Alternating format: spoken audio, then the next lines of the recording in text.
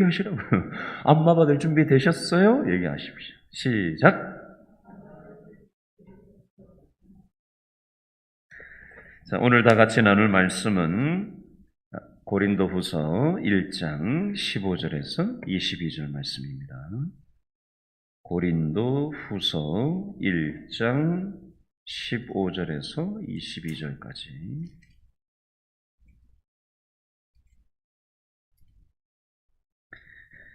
자, 신약성경 287페이지 고린도후서 1장 15절에서 22절까지 찾으셨죠? 고린도후서 1장 15절 말씀 제가 먼저 읽겠습니다. 내가 이 확신을 가지고 너희로 두 번 은혜를 얻게 하기 위하여 먼저 너희에게 이르렀다가 너희를 지나 마게도냐로 갔다가 다시 마게도냐에서 너희에게 가서 너희의 도움으로 유대로 가기를 계획하였으니 이렇게 계획할 때에 어찌 경솔히 하였으리요? 혹 계획하기를 육체를 따라 계획하여 예 하면서 아니라 하는 일이 내게 있겠느냐? 하나님은 미쁘시니라. 우리가 너희에게 한 말은 예 하고 아니라 함이 없노라. 우리 곧 나와 실루아노와 디모데로 말미암아 너희 가운데 전파된 하나님의 아들 예수 그리스도는 예 하고 아니라 함이 되지 아니하셨으니 그에게는 예만 되었느니라. 하나님의 약속은 얼마든지 그리스도 안에서 예가 되니 그런즉 그로 말미암아 우리가 아멘 하여 하나님께 영광을 돌리게 되느니라. 우리를 너희와 함께 그리스도 안에서 굳건하게 하시고 우리에게 기름을 부으신 이는 하나님이시니. 다 같이요. 그가 또한 우리에게 인치시고 보증으로 우리 마음에 성령을 주셨느니라. 아멘. 오늘 SBS 생생지구촌이라는 프로그램에서 재미있는 짧은 영상이 하나 올라온 것을 우연하게 제가 봤습니다. 영상 제목이 뭐냐면요. 믿을 사람 하나 없다라는 제목의 영상이었어요. 내용은 이렇습니다. 인도 북부의 한 도시에서 일어난 일인데요. 거리에서 노숙인들이 잠자고 있는 길거리예요. 노숙인들이 쭉 누워서 잠을 자고 있어요. 그런데 어떤 제복을 입은 사람 두 명이 딱 나타났는데 그 사람이 보니까 제복을 가만히 보니까 경찰 제복을 입었어요.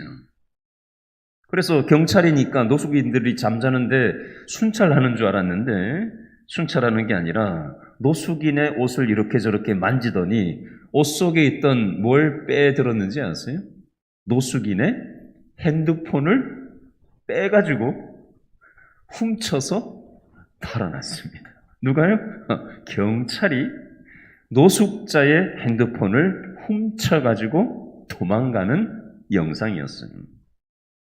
황당하지 않습니까? 도둑을 잡아야 될 경찰이 오히려 노숙인의 핸드폰을 도둑질하는 이 CCTV 영상이 이 영상에 실리면서 믿을 사람 하나 없다라는 제목으로 나오더라고요.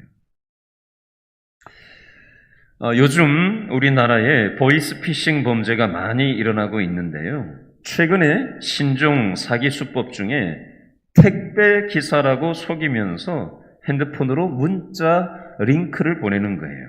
그래서 개인정보를 입력하라고 내가 택배기사인데 이거 주소 확인 좀 해달라고 뭐 이렇게 저렇게 비슷한 방법으로 해가지고 링크를 하나 딱 보내면 택배기사인가 보다 하고 이건 뭐 잘못됐는가 보다 하고 열어가지고 이걸 하다 보면은 악성 앱을 그 장치를 해가지고 이걸 누르는 순간 원격 조정이 돼서 내 핸드폰인데 내가 조정할 수 없고 악성 코드를 집어넣어서 원격 조정을 해서 그걸 통해 가지고 개인 정보를 빼내고 그래서 실제 우리나라에서 얼마 전에 있었던 일이에요. 그래서 은행에 가가지고 내 명의로 계좌를 터가지고 그걸로 돈을 인출해서 막 백화점이고 뭐고 가서 막 쓰는 영상이 CCTV에 얼마 전에 잡혀서 나왔던 적이 불과 한 지난주인가 지지난주에 뉴스에 나온 적이 있었어요. 그래서 그런지 저한테 3일 전인가 택배가 왔다고 누가 택배를 붙였다고 하면서 문자가 하나 딱 온 거예요. 근데 평상시 오던 문자하고는 약간 달라요. 그리고 보냈다는 사람도 전혀 알지 못하는 사람이 보냈는데 이도저도 없고 번호도 없고 운송 발송장도 없고 뭐 그냥 그렇게 보내온 거예요. 그래서 이거 가짜 아니야? 사기 아니야? 그런 마음이 딱 들더라고요. 그래서 제가 그걸 누르지 않았어요. 그냥 가만히 기다렸어요. 그날 아무 택배가 안 왔거든요. 그 다음 날도 안 왔어요. 그 다음 날 뭐가 온다고 연락이 왔는데 맞나 싶었는데 교회로 뭐가 하나 왔더라고요. 그걸 제가 확인하고는 이름이 모르는 사람인데 누구지? 하고는 거기에 적힌 전화번호로 확인해 보니까 보내는 사람과 다른 사람이 이름을 써가지고 보내서 제가 모르는 사람으로 오해를 했었던 그런 일이 있었습니다. 자, 제가 이런저런 얘기를 왜 지금 하고 있느냐? 요즘 우리가 사는 세상은 점점 더 사람을 믿기 어려운 세상이 되어가는 것 같아요. 자, 오늘 성경 본문에서도요, 사람을 믿지 못하는 일이 일어나고 있습니다. 오늘 우리가 고린도후서 1장 15절부터 22절을 읽었는데요. 고린도전서, 고린도후서는 고린도 교회에서 있었던 일입니다. 고린도 교회는 누가 개척을 했냐면요, 사도 바울이 고린도 교회를 직접 개척하고 창립한 창립자가 바로 바울이에요. 그런데 바울이 이 교회를 떠나서 다른 지역에 이제 순회 전도를 떠난 이후에 새로 유입되어서 온 사람들이 바울을 모함하는 일이 생기게 됐습니다. 시간이 지나고 나서 이런 상황을 전해들은 바울이 다시 고린도 도시를 방문할 계획이 있었는데요. 바울은 다른 사람들을 통해서 고린도 교회에 소문을 전해 듣게 됐어요. 바울을 비난하고 모함하고 있다는 소문을 듣게 됐는데요. 바울이 이 소식을 듣고 기분이 어땠을까요? 자기가 개척한 교회잖아요. 여러분, 교회 개척하는 게 쉽습니까? 교회 개척하는 거 되게 어렵거든요. 자기가 교회 창립자란 말이에요. 얼마나 에너지를 많이 썼겠어요. 피땀을 흘려가지고 밤잠 못 자고 사람들 전도해서 그 교회를 읽어놓고 이제 순회 전도를 갔다가 다시 들를 일이 있어서 가려고 하는데 소문이 들리는데 바울을 막 모함을 하고 하지도 않은 행동을 했다고 하고 뒤통치는 이런 얘기가 들릴 때 바울이 굉장히 힘들었을 겁니다. 내가 하지도 않은 일을 했다고 하니까 거짓말이 소문이 돼서 바울의 귀에 들어왔을 때 바울은 굉장히 화가 났을 겁니다. 그 화가 난 감정을 가지고 바로 그 사람들을 만났다면 어땠을까요? 그래서 바울은 감정을 진정시키기 위해서 상황의 추이를 지켜보려고 고린도 교회를 가려고 했던 시점을 조금 미루는 장면이 나옵니다. 바울이 고린도 교회에 온다고 해놓고 약속된 시간에 나타나지 않으니까 바울을 모함하던 사람들이 또 비난을 쏟아붓기 시작합니다. 바울 그 사람은 약속도 안 지키는 사람이라고. 별별 얘기를 뒤에서 막 다 하는 거예요. 살을 붙여가지고. 흉을 보고 있다는 이 소문이 바울의 귀에 들어오게 됐죠. 여러분, 바울의 입장에서 한번 생각해 보실래요? 바울은 배신감이 들지 않았을까요? 굉장히 힘들지 않았겠어요? 자, 입장 바꿔서 내가 이런 상황에 처해진다면 여러분 같으면 어떻게 하시겠습니까? 어떻게 하시겠어요? 바울은 이 상황에서 어떻게 했는지 오늘 말씀을 통해서 우리가 한번 확인을 해보려고 합니다. 자, 고린도 후서 1장 14절 말씀을 한 번 더 읽어볼까요? 고린도 후서 1장 14절 말씀 다 같이 시작. 너희가 우리를 부분적으로 알았으나 우리 주 예수의 날에는 너희가 우리의 자랑이 되고 우리가 너희의 자랑이 되는 그것이라. 이거 뭐 읽었는데 무슨 말인지 들어오세요. 제가 이해하기 쉽게 얘기해 드릴게요. 자, 방금 읽은 이 말씀을 이해하기 쉽게 표현을 하면 이런 뜻이에요. 바울은요, 나를 비난하는 사람들을 향해서 지금 얘기하고 있는 거예요. 어떤 의미냐면요. 내가 당신들 때문에 받았던 상처가 있음에도 불구하고 나는 여전히 당신들을 긍정적으로 바라보고 사랑하고 있습니다. 그러니까 당신들도 나에 대해서 그렇게 대해 주시기를 바랍니다. 이 뜻이 방금 읽었던 14절 말씀이에요. 자, 한번 생각해 보자고요. 다른 사람들한테 뒤통수를 얻어맞은 사람은요, 다른 사람을 믿으려고 들지를 않습니다. 하도 다른 사람한테 속아 넘어가 보면요, 다른 사람들한테 내 마음을 잘 열어 보이려고 들지를 않아요. 보통 이런 생각을 가지고 마음을 열지를 않고 마음을 꽉 닫고 살아가는 사람들이 많이 있습니다. 그런데 바울은 나를 비난하는 사람들을 향해서 믿음을 가지라고 지금 얘기하고 있는 거예요. 자, 그러면 어떻게 바울은 자기가 하지도 않은 행동을 했다고 거짓말하고 비난하고 뒤통수 치는 사람들을 품을 수가 있었던 것일까요? 그 비결이 뭘까요? 바울은요, 하나님이 살아계신 것을 믿었기 때문에 이렇게 행동할 수 있었습니다. 바울은 하나님이 살아계신 것을 믿었기 때문에 다른 사람에게 상처를 받고 뒤통수를 맞을 때가 있지만 그 사람들을 향해서 긍정적인 믿음의 태도를 취할 수 있었던 것입니다. 바울은 하나님이 살아계신 것을 믿었기 때문에, 다른 말로 하면요, 바울은요, 사람을 믿은 게 아니에요. 뒤통수 치는 사람 자체를 믿은 게 아니라 하나님을 믿은 겁니다. 엄밀하게 얘기하면. 자, 근거를 한번 찾아볼게요. 고린도후서 1장 17절 한번 더 읽어봅니다. 고린도후서 1장 17절 말씀 다 같이 시작. 이렇게 계획할 때에 어찌 경솔히 하였으리요? 혹 계획하기를 무엇을 따라? 육체를 따라 계획하여 예 하면서 아니라 하는 일이 내게 있겠느냐. 자, 여기에서 17절에 둘째 줄에 밑줄 한번 그어보실래요? 육체를 따라 밑줄 그어보세요. 하라는 대로 해보세요. 17절 둘째 줄 육체를 따라.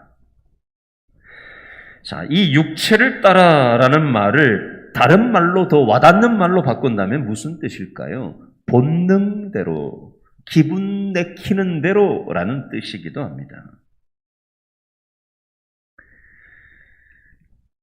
사도 바울은요, 본능대로 행동하지 않고 감정대로 기분 내키는 대로 행동하지 않았어요.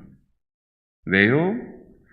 고린도후서 1장 18절 한 번 더 읽어봅니다. 고린도후서 1장 18절 다 같이 시작. 하나님은 어떠하시다? 미쁘시니라. 우리가 너희에게 한 말은 예 하고 아니라 함이 없노라. 아멘. 자, 하나님은 미쁘시다라는 것은 하나님은 신실하시다. 하나님은 약속하신 대로 하시는 분이다 라는 믿을 만한 분이다 라는 뜻이 있어요. 자, 복잡하죠? 쉽게 설명해 볼게요. 바울에게 사람을 대하는 한 가지 원칙이 있었습니다. 그게 뭐냐면요, 고린도후서 1장 12절을 읽고 설명을 이어가겠습니다. 연결되어 있어요. 고린도후서 1장 12절 말씀 다 같이 시작. 우리가 세상에서 특별히 너희에 대하여 하나님의 거룩함과 진실함으로 행하되 무엇으로? 육체의 지혜로 하지 아니하고 무엇으로? 하나님의 은혜로 행함은 우리 양심이 증언하는 바니 이것이 우리의 자랑이라. 아멘. 자, 밑줄 그으세요. 육체의 지혜 밑줄. 두 번째, 하나님의 은혜 밑줄 일단 그어 놓으세요. 육체의 지혜로 하지 않고 하나님의 은혜로 행한다. 자, 바울은 사람을 대할 때 본능대로 기분 내키는 대로 하지 않고 어떻게 했다, 행동했다라고 돼 있어요. 12절에 하나님의 거룩함과 진실함으로 행동했다라고 돼 있어요. 자, 바울은 사람을 대할 때 왜 하나님의 은혜로 대했을까요? 이유는요, 바울도 하나님과의 관계에서 육체로 하나님이 바울을 대해 주신 게 아니라 은혜로 바울을 대해 주셨기 때문에 바울은 자신의 사람을 대하는 원칙이 다른 사람이 나한테 어떻게 했냐 말았냐에 대해서 감정 내키는 대로 본능대로 맞받아서 행동한 게 아니라 하나님이 나한테 대해 주신 은혜의 방식으로 그 사람이 나한테 어떻게 했냐와 관계없이 대했다라고 지금 얘기하는 거예요. 예를 들어 보겠습니다. 미국의 아이언사이드라는 이름의 목사님, 유명한 목사님이 계신데요. 한 번은 교회에서 회의를 하고 있는데 어떤 사람이 막 고함을 치면서 막 큰 소리로 그냥 혈기를 막 냈어요. 그리고 이렇게 얘기했습니다. 법대로 합시다. 법대로 하자고 소리를 쳤어요. 이 사람은 화가 나가지고 감정을 주체하지 못하고 막 거품 물고 그냥 법대로 하자고 막 달려들었는데 이때 목사님이 이렇게 얘기했다고 합니다. 하나님이 당신과 나를 하나님의 법대로 대하셨다면 당신이나 나나 우리는 벌써 지옥에 가 있어야 될 사람들입니다. 이렇게 얘기를 했다는 겁니다. 여러분, 하나님께서 법대로 우리의 행동대로 다루신다면 바울이나 저나 여러분이나 아무도 이 자리에 없어요. 하나님은 우리들을 행위로 다루지 않으시고 은혜로 다루셨어요. 우리들의 행위는요, 반복해서 실패합니다. 아까 찬송 불렀잖아요. 약할 때 강함 대신에 우리는 약해서요, 넘어지고, 그 짓을 반복하고, 또 넘어지고, 성적인 충동에 끌리고, 돈의 노예가 되고, 계속해서 넘어지고 실수하고 연약한 면모가 우린 너무나도 많은 부족하기 짝이 없는 존재가 바로 우리들 아닙니까? 그렇죠? 그 반복되는 실패, 반복되는 연약함들 하나님이 얼마나 우리를 보고 실망스러우시겠어요? 우리는요, 다른 사람들의 어떤 행동을 보면서 우리는 자꾸 실망한다는 얘기를 하는데 입장 바꿔서 한번 생각해 보자고요. 하나님이 우리를 내려다보실 때 우리의 모습이 얼마나 실망스럽겠냐고요. 그래도 하나님은 우리를 어떻게 해주셨어요? 받아주셨어요. 나의 실패, 나의 좌절, 우리들의 부끄러운 모습도 하나님은 저와 여러분들을 끝까지 믿어주셨어요. 나를 있는 모습 그대로 받아주신 하나님. 나의 약점도, 나의 좌절도, 나의 못난 모습을 아시면서도 나를 받아주신 아버지 하나님. 예를 들어 볼게요. 3일 전에, 오늘 금요일이죠? 3일 전에 제가 아는 분이, 저보다 한 3살 많은 분이 암으로 천국을 가셨어요. 그래서 천국 환송 예배에 제가 3일 전에 참여하고 왔어요. 그곳에서 장로님 한 분을 6년 만에 만났는데요. 그분이 제 손을 꼭 잡으시고 한 말씀을 딱 하셨어요. 뭐라고 하셨냐면요. 목사님, 아무개 성도가 안수 집사가 됐습니다. 그래서 제가 한마디를 딱 했어요. 지금 장례 예배 중이고 이제 막 운구하고 이러는 틈바구니 속에서 짧게 그 한마디를 저한테 옆에 오셔서 딱 건네신 거였거든요. 6년 만에 만났지만 그분이 어떤 생각으로 저한테 그 말을 했는지 제가 알기 때문에 이도저도 설명이 없었고 딱 그 한마디만 했지만 저는 그게 어떤 상황인지 이 장로님이 저한테 뭘 얘기하려고 했던 건지 충분히 알아듣고 참 감사한 일입니다. 배경을 설명드릴게요. 그 성도님은 옛날에 알코올 중독자였던 사람이에요. 가정이 아주 쑥대밭이 됐던 사람입니다. 부부관계가 말이 아니었어요. 그러다가 아버지 학교를 통해서 또 부부 세미나를 통해서 이제 교회에 나오게 되고 신앙생활을 하게 된 분이었어요. 한 10몇 년 전에 제가 한 10여 년 전에 지금으로부터 그분을 알게 되고 또 교회를 나오기는 나오지만 이 사람이 변한다라는 게 한 번에 180도로 확 바뀌는 게 아니잖아요. 그렇죠? 신앙이 있지만 또 넘어지고 또 실수하고 또 낙심하고 주저앉을 때가 반복되잖아요. 그렇죠? 그분이 힘들어하길래 저희 집 근처로 와가지고 짜장면을 한 그릇 먹으면서 고민을 제가 들어드리기도 하고 술 먹고 다 큰 딸 자식들한테 실수도 하고 저런 얘기도 함께 나누면서 함께 기도하고 또 교회에서 예배 때 만나서 뒤에서 손 붙잡고 기도하고 여러 차례 중간중간에 그렇게 했던 적들이 있었어요. 그런데 그분이 이제 집사님이 되시고 안수 집사님이 되셨다는 얘기를 그 장로님이 저한테 6년 만에 만난 한 번도 연락도 없었는데 장례식 때 만나서 다른 얘기 할 것도 많을 텐데 그거 한마디 딱 하셨어요.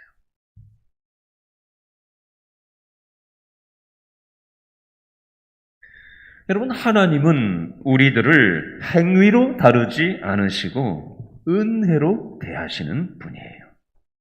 그렇기 때문에 우리들도 내 옆에 있는 사람들을 대할 때 행위로 대하지 않고 은혜로 대하면서 살아가기를 하나님은 원하시는 거예요. 오늘 사도 바울이 지금 고린도 교회 성도들이 자신의 뒤통수를 치고 배신을 때린다고 하죠. 요즘 하는 말로. 그죠? 그렇게 상처를 주고 모욕을 주고 교회 개척 가신 요즘으로 치면 담임 목사님 같은 분을 그 사도 바울을 그렇게 했단 말이죠. 그러나 사도 바울은 그렇게 하는 그 사람들을 향해서 감정적으로 기분 내키는 대로 본능으로 상대방이 한 행위대로 되갚아주고 맞받아 반응한 게 아니라 하나님이 나를 은혜로 받아주셨기 때문에 당신들이 나에게 하는 것과 관계없이 나도 은혜의 눈으로 당신들을 바라보고 말하고 대합니다. 라고 지금 믿음의 태도로 행동하고 있는 모습이 나와요. 사도 바울이 왜 이렇게 할 수 있었다고요? 하나님이 살아계시다라는 걸 믿었기 때문에 상대방이 나한테 어떻게 한 것과 관계없이 그것의 근거에서는 그렇게 할 수 없어요. 하나님이 살아계시다라는 믿음이 들어차야 상대방의 행동과 관계없는 하나님 때문에 그것에 근거한 하나님의 은혜에 근거한 태도를 나에게 배신하는 사람들한테 품고 대할 수 있게 되는 것입니다. 두 번째로 바울은요, 사람을 믿은 게 아니라 예수님을 믿었어요. 자, 고린도 후서 1장 19절 말씀을 다시 한번 읽어보겠습니다. 고린도후서 1장 19절 다 같이 시작. 우리 곧 나와 실루아노와 디모데로 말미암아 너희 가운데 전파된 하나님의 아들 예수 그리스도는 예하고 아니라 함이 되지 아니하셨으니 그에게는 뭐만 예만 되었느니라. 아멘. 복잡하게 쓰여져 있는데요. 간단하게 정리하겠습니다. 저를 한번 따라해 주시기 바랍니다. 예수님께는 예만 있고 아니오는 없습니다. 자, 구약 성경에 보면요. 신약 성경은 예수님이 이 땅에 십자가지로 오시고 난 다음부터 신약 성경이 기록됐고, 구약 성경은 예수님이 이 땅에 십자가지로 오시기 전의 내용이잖아요. 그죠?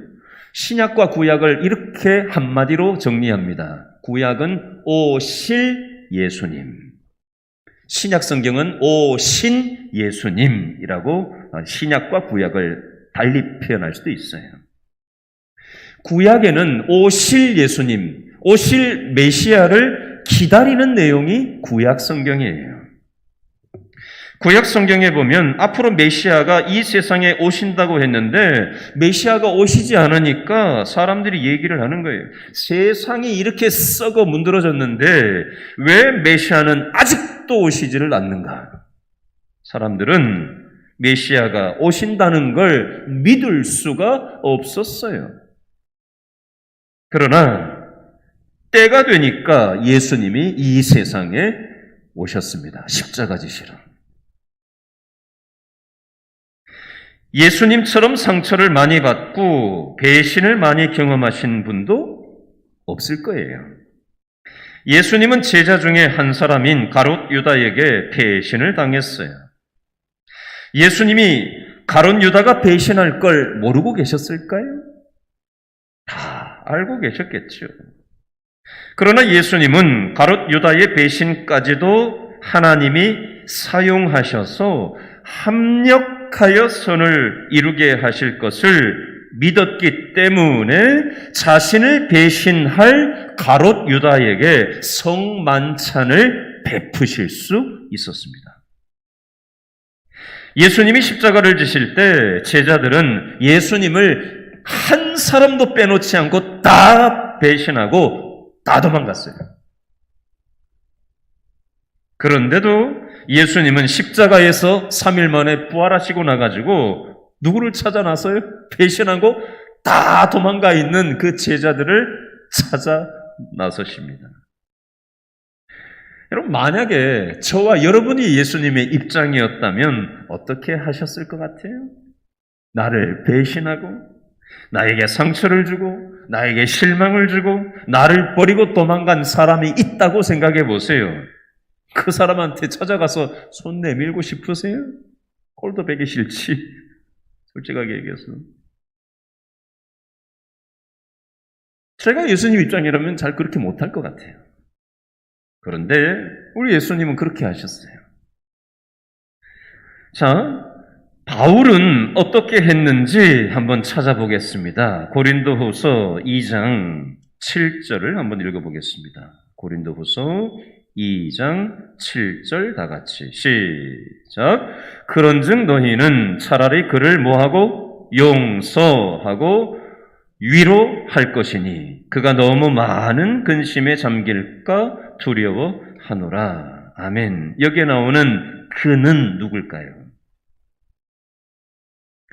바울에게 뒤통수를 치고 상처를 주고 배신한 사람들을 얘기하는 거예요. 바울은 자신이 하지도 않은 일을 했다고 거짓말하고 비난하고 뒤통수 친 사람들을 향해서 지금 말하고 있는 거예요. 그 사람을 용서하고 위로하라고 말하고 있습니다. 나한테 배신한 사람을 용서? 나한테 뒤통수 치고 상처 준 사람들을 위로하라고? 이것도 받아들이기 힘든데 바울은 한마디를 더하고 있어요. 그게 그 다음 절 고린도후서 2장 8절 말씀인데요. 2장 8절 다 같이 시작. 그러므로 너희를 권하노니 무엇을? 사랑을 그들에게 나타내라. 용서하고 위로도 모자라가지고 사랑까지 하라고 사도 바울은 얘기하고 있어요. 바울은 어디에서 이런 걸 배웠을까요? 바로 예수님한테서 바울은 배운 거예요.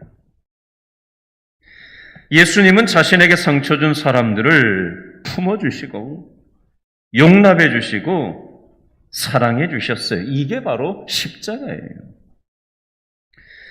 그리고 배신하고 도망간 사람들을 변화시키기 위해서 부활하셔서 이 사람들을 찾아가시고 손을 내밀어 주시는 장면이 나와요. 자, 적용해 볼까요? 저와 여러분 주위에 나한테 상처를 입히고 나를 험하게 대하는 사람들이 있을 것입니다. 그럼에도 불구하고 오늘 예수님께서 오늘 본문 사도 바울을 통해서 우리에게 무슨 교훈을 주시는 거예요? 그 사람들을 어떻게 해라? 품어줄 것을 말씀하고 계세요. 우리의 본능으로는 안 돼요. 예수님의 이 십자가의 사랑이 우리의 영혼에 스며들어야, 예수님의 십자가 사랑이 우리의 영혼을 안마해 주셔야 우리는 나에게 상처를 입힌 사람들을 품어낼 수 있는 힘이 생겨지는 것입니다. 세 번째로 바울은 사람을 믿은 것이 아니라 성령 하나님을 믿었어요. 고린도후서 1장 21절 다 같이 한 번 더 읽어볼까요? 고린도후서 1장 21절 시작. 우리를 너희와 함께 그리스도 안에서 굳건하게 하시고 우리에게 무엇을? 기름을 부으신 이는 하나님이시니. 기름에다가 밑줄 22절도 읽어보겠습니다. 22절 시작. 그가 또한 우리에게 인치시고 무엇으로? 보증으로 우리 마음에 성령을 주셨느니라. 아멘. 자, 22절 방금 읽은 내용 중에 보니까 보증이라는 단어에 밑줄을 그어보시고 그 다음에 우리 마음에 성령을 주셨느니라. 성령에다가 동그라미를 해보세요. 21절에 우리에게 기름을 부으셨다라는 것은 성령 하나님을 우리에게 선물로 주셨다는 뜻이고요. 22절에 보증으로 우리 마음에 성령 하나님을 주셨다라고 되어 있어요. 집 계약할 때 보증금을 걸잖아요. 그렇죠? 집 계약할 때 보증금 걸지요? 보증금은 내가 그렇게 이행하겠다라는 것을 보장하는 그런 안전장치가 이제 보증금이에요. 그렇죠? 전세금을 걸기도 하고. 우리 영혼에도 보증이 되는 분이 있는데 그게 뭐라고요? 성령 하나님이 우리 영혼의 보증이 되어주신다라고 표현을 하고 있는 거예요. 다른 말로 표현해 볼게요. 하나님은 저와 여러분의 인생을 변화시키시고 새롭게 하시기 위해서 성령 하나님을 우리 마음에 보내주셨어요.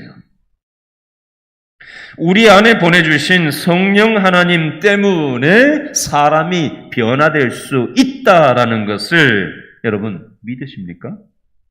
안 믿으세요? 사람이 쉽게 변합니까? 쉽게 변하지 않아요. 죽을 때까지 안 변하는 사람들 많습니다. 그렇지만 성령 하나님께서는 사람을 변화시키셨고 역사적으로 또 변화시키고 계셔요. 하나님은 하나님의 방식으로 우리가 이해할 수 없는 방식으로 이해할 수 없는 때에 하나님께서는 역사를 운행하시고 하나님께서는 사람의 영혼들을 빚어가시는 거예요. 여러분 앞에 있는 저를 한번 보시겠어요? 제가 얼마 전에 설교하면서 이 얘기를 드린 적이 있는데요. 제가 저희 아버지를 얼마 전에 만나가지고 옛날에 제가 어땠습니까? 질문을 드렸더니 저희 아버지가 뭐라고 하셨다는 얘기를 제가 여러분께 드렸죠. 네가 저희 아버님 하시는 말씀이 네가 나중에 사람 구실이나 할까? 내가 고민이 많았다. 이 얘기를 하시더라고요. 여러분, 바울은 사람이 변화될 수 있다는 믿음이 있었어요. 왜요? 성령 하나님께서 우리의 마음에 계시기 때문에 바울은 사람이 변화될 수 있다는 믿음이 있었어요. 자, 고린도후서 5장 16절 제가 그냥 읽어드릴게요. 그러므로 우리가 이제부터는 어떤 사람도 육신을 따라 알지 아니하노라. 비록 우리가 그리스도도 육신을 따라 알았으나 이제부터는 그같이 알지 아니하노라. 아멘. 무슨 뜻이죠? 사람을 대할 때 겉으로 드러난 현재의 그 사람의 모습이나 그 사람이 현재 하는 행동으로 그 사람을 평가하지 않겠다라는 표현이 이 내용입니다. 지금은 그 사람이 답이 없는 삶을 살아가고 있어요. 소망이 전혀 보이지 않습니다. 그러나 그럼에도 불구하고 그 사람을 육신을 따라 생각하고 바라보지 않겠다라고 사도 바울은 고백하는 겁니다. 바울은 인간의 변화를 믿었어요.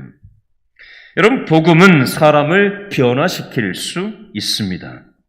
내 주위에 있는 사람들이 시도 때도 없이 나를 실망시킬 때가 있지 않아요? 저 사람 바뀔 수 있을까? 참 답이 없다. 이 생각이 들 때가 있지 않아요? 그게 우리의 식구들일 수도 있고요. 교회 식구들일 수도 있고요. 이웃일 수도 있고요. 내 주위에 있는 사람들이 시도 때도 없이 우리를 실망시킬 때가 있어요. 이때 우리들은 어떻게 태도를 취해야 될까요? 그 사람 때문이 아니라, 그 사람이 잘하고 못하고 그것이 근거가 아니라 하나님 때문에, 성령 하나님 때문에 그 관점으로 우리는 그 사람을 바라보고 대할 필요가 있습니다. 여러분, 나의 연약함에도 불구하고 나를 끝까지 믿어주시는 하나님. 마지막 예를 드리고 오늘 말씀을 마무리하겠습니다. 제가 군대에서 첫 번째 휴가를 나왔던 22살 첫 군대 휴가 나와서 저희 집 근처에 있는 계곡에 저희 아버지하고 어머니하고 이렇게 물 흘러가는 걸 계곡에서 지켜보면서 이 난간에서 이렇게 그 난간을 이렇게 잡고 아버지하고 어머니하고 저하고 세 명이 이렇게 서 있었던 그 기억이 한 30년 전 기억인데 아직도 선명합니다. 그때 앞뒤 전후 문맥은 잘 모르겠어요. 그때 제가 신앙생활을 거의 안 하다시피 했거든요. 저희 어머니가 저한테 이 얘기를 했던 걸 저는 잊을 수가 없어요. 은희라, 내가 너를 믿는다. 저는 이 말이 어떤 말인지 잘 이해하지 못했어요.